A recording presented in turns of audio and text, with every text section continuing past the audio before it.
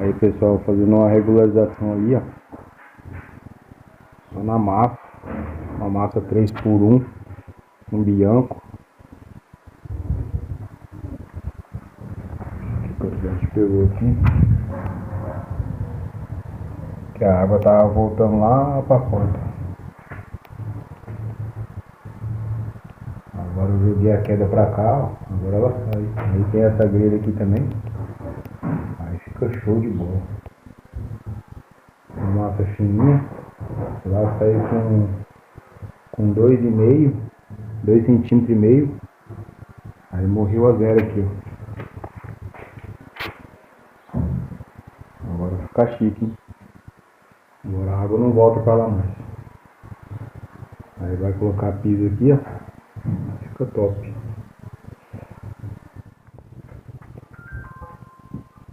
Regularização top 10.